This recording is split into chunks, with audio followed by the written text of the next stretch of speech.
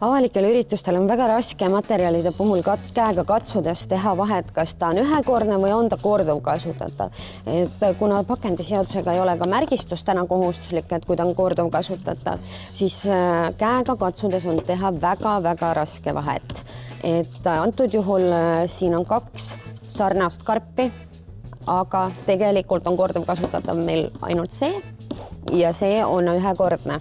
Ehk siis kindlasti et tagada, et on korduvkasutatav, küsida vastavusdeklaratsiooni, sest sealt on ainult näha, kas ta on ühekordseks kasutamiseks mõeldud või on ta korduvkasutamiseks mõeldud.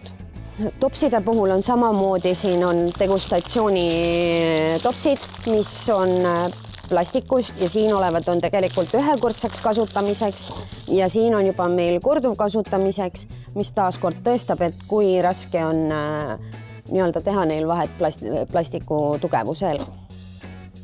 Visuaalselt on ka raske meil teha vahet napsutopsidel, kus on siis siin on meil ühekordsed ja siin on siis korduvkasutatavad. Ehk siis taas me jõuame sinna, et küsime vastavusdeklaratsiooni, mis tõestab meile, kas on tegemist siis korduvkasutamiseks mõeldud või ühekordseks.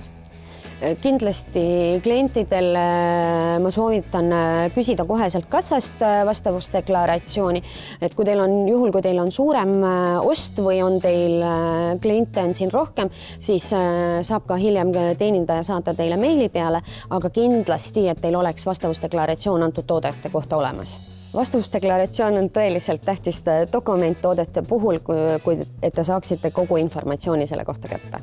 Avalikel üritustel ostetakse korduvkasutatavatest nõudest meilt kõige rohkem taldrikuid, erinevaid pokaale, klaase, korduvkasutatavaid kahvleid, nuge, kõiki söögiristu. Degusteerimise toodetest on meil avalikele üritustele pakkuda korduvkasutatavatena ka degustatsioonitopse ning ka napsutopse korduvkasutatavatena, nii et tere tulemast Pakendikeskusesse!